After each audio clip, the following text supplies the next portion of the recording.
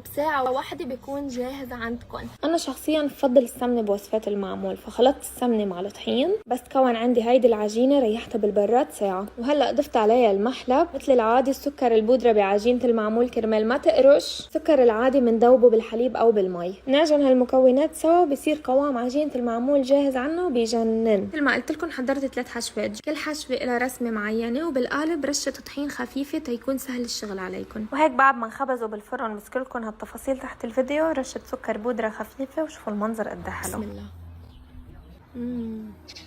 شايفين هاي الجوز؟ أنا مش كتير صحبة مع الجوز بس الحشوات رهيبة. أطيب معمول عيد ليكي يا مصادري. هي